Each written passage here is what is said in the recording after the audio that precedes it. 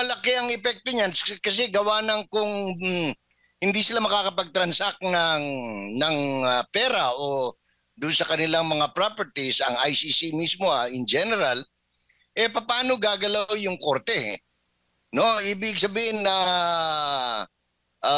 wala silang magiging pangsweldo. Kung halimbawa ang kanilang pondo ay dadaan nga dyan sa SWIFT system at even most European countries saklaw ng sistemang yan.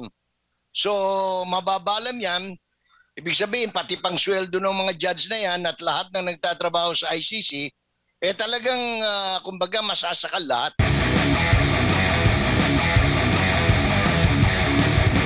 Ito ngang sanksyon na ipinataw po ng US government sa 4 na judge ng ICC. Ito'y may kaugnayan nga po dito sa laban sa US at Israel. Ano bang masasabi mo dito, Sir Jay? Kaugnay ito sa Afghanistan at Gaza-Israel cases. Ang unang-una sigurong dapat natin pagtuunan ng pansin ay yung panawagan ni State Secretary Rubio, no, na nananawagan sa lahat ng mga kaalyadong bansa ng Amerika na sumuporta. Kaya ko sinasabi yan sapagkat hindi naman kaila sa lahat ng mga nakasubaybay na sinasabi ng Marcos administration na all out sila, no, sa ugnayan ng Pilipinas at ng Amerika. So hanggang ngayon wala pa tayong naririnig na tugon, no, ng Philippine government or the administration for that matter na sila all out supporting this call from the United States of America. So yan ang unang-una nating pagtuunan ng pansin sapagkat magiging balintuna ang magiging tayo ng Marcos administration vis-a-vis the call of President Trump, no, dun sa executive order na nag-i-impose ng sanction against ICC. More particularly, noumpisahan niya doon sa Prosecutor General and some hundreds of staff of the ICC, no, International Criminal Court. Ngayon naman ay naging particular ang sanction dito sa 4 na huwes, no, ng ICC.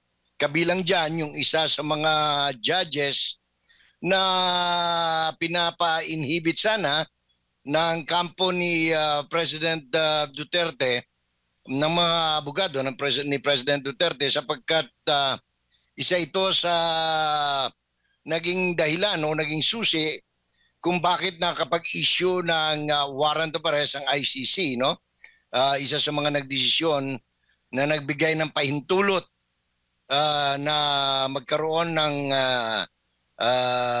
warrant of arrest na naging dahilan ng pagkakakanulo sa dating Pangulo ng Bansa papunta dyan sa The Hague, the Netherlands, Jay. Pero personally, Sir Jay, ito bang naging hakbang ng Amerika laban sa ICC ay isang valid reason o makatarungan po para sa inyo? Sang-ayon kayo dito nga sa kanilang hakbang?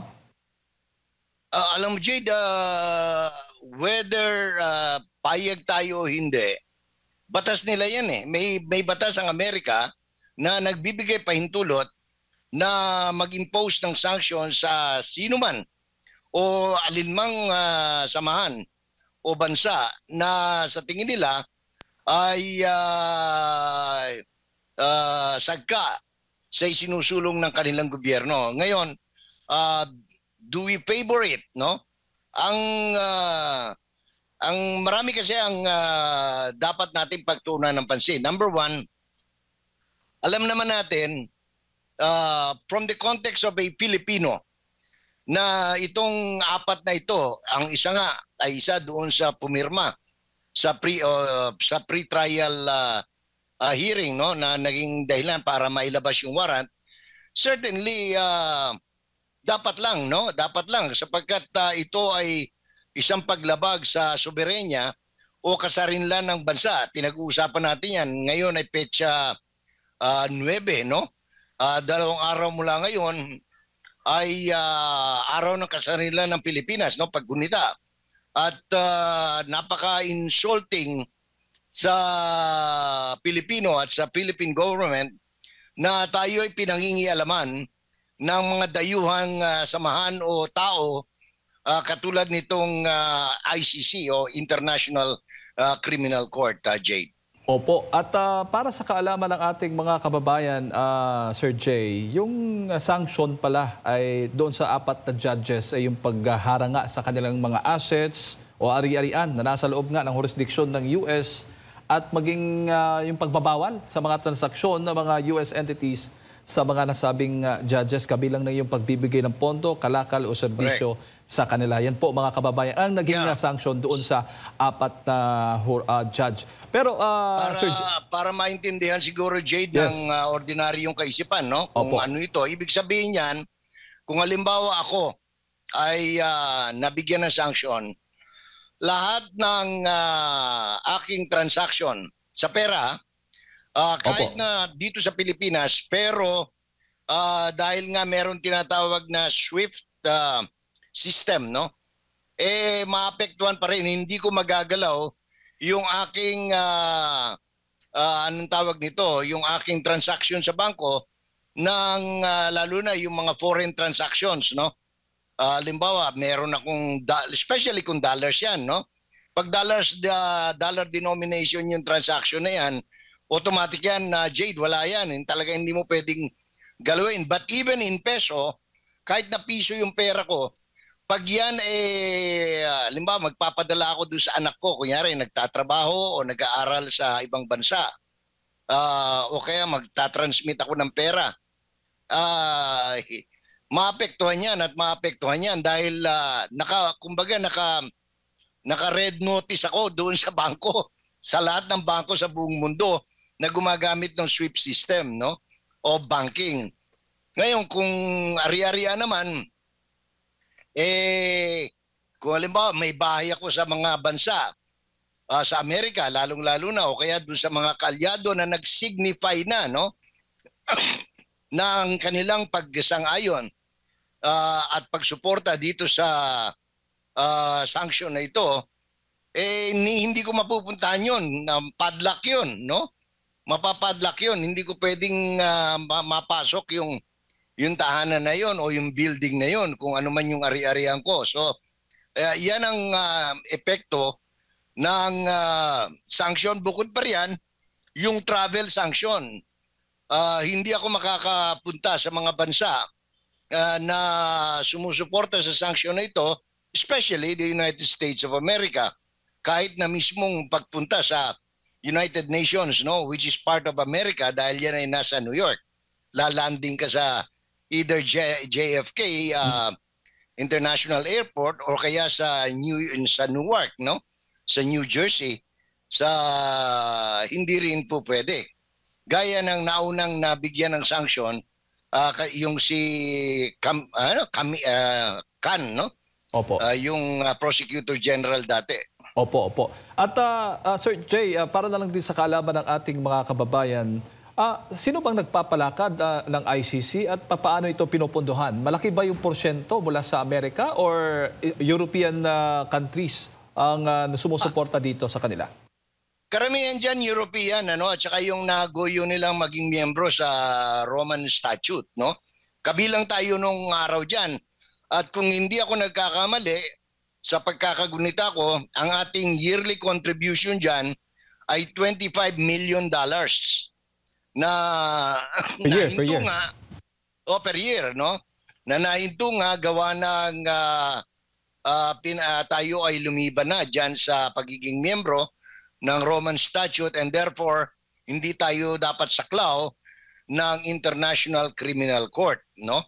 Ganon din ang Amerika, ang China, ang Russia at iba pang mga bansa, sapagkat ang reason kung bakit umayaw yung mga yan, sapagkat obviously doon sa mga paggalaw, ito ay binggansa ng Europe sa mga African state, no? Mga bansa kung saan itim no, ang namumuno.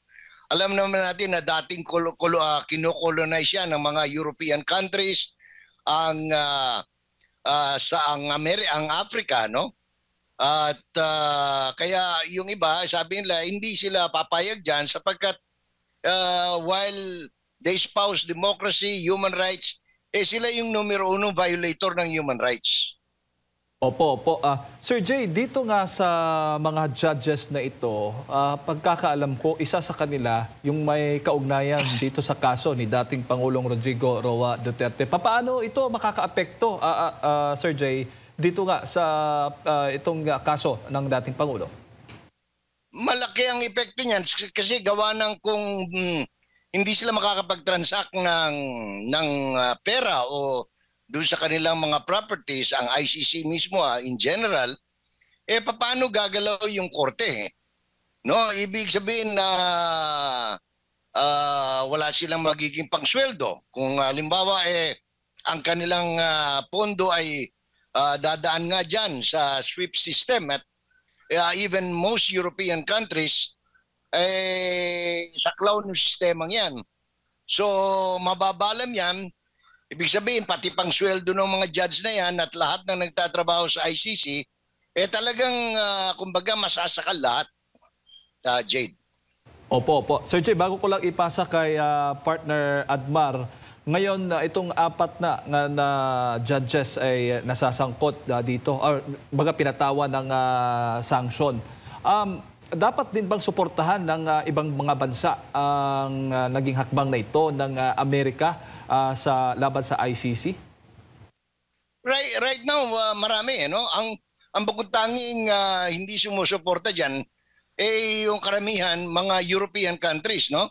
So, pero yung ibang mga bansa, Asia, Pacific, anong tawag nito, Oceania, North America especially, talagang alam naman natin na may malaking usapin nga dito would be how will the NATO member countries will address, no, this particular sanction, na knowing na dapat kalyansa sila ng Amerika.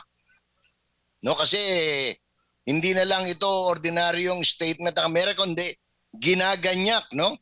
Malinaw yung pagkakasabi ng State Department na ginaganyak ang lahat ng kaalyadong bansa na sumama, makiisa, sumuporta dito sa sanction na ito. Para nang sa ganon, lalo pang mapagtibay ang pagpapatupad nito, Jed. Manong Jay, magandang umaga, maing buntag si Admar po. Good morning. Kung irarason naman o magiging palusot ng administrasyon ngayon, hindi naman kami nakipag-ugnayan sa ICC, sa Interpol kami nakipag-ugnayan. Hindi na sila pwedeng magpalusot dyan. Ako nga, inantay ko rin yung kung baga sa pag walang malinaw na tugon yung Pilipinas doon sa panawagan ng State Department, anong sanksyon ang ibibigay doon sa mga, especially for countries who are receiving aid from the United States. Malaking bagay yan, Admar, no? Kasi meron silang meron silang hawak na anong tawag nito, na kumbaga meron silang pamalo, a whip, no, that they can crack on allied nations that are receiving aid, no, and support monetarily and otherwise, no, pati sa anong tawag nito, sa kanilang defense and security. Ano ang magiging aksyon ng Amerika in case magkakaroon ng pagtutol, pag-aalinlangan o pagtutumpik-tumpik ng bansa katulad ng Pilipinas, Admar? Oo nga po, kasi hindi naman siguro nila maloloko, magugoyo pa ang Estados Unidos kung lalaliman pa ng Estados Unidos yung investigasyon kung doon lang ba sila sa Interpol. Kasi yung hawak naman ng Interpol, ang basehan naman nila ay warrant of arrest galing naman sa ICC. So, indirectly or parang directly, sinasabi dito na nakipag-ugnayan sila at meron pang mga impormasyon, yung kagaya po ng parang isiniwalat ni Senador Bato, na meron pang mga pagtatangka, yung sa investigasyon, yung pagkuha ng mga opisyal ng PNP na bumaliktad at lumaban sa kanila o magtestigo laban sa kanila. Meron pa tayong mga naririnig na kesyo, nakapasok dito yung mga investigador ng ICC. Meron pang nag-ano sa kanila, nag-offer kung saan sila maaring tumira, nag-host pa sa kanila. So malinaw yun na mga congressman. Oo, at kung sa yun hotel sa Pasay. Oo, at kung yun ay mapatunayan,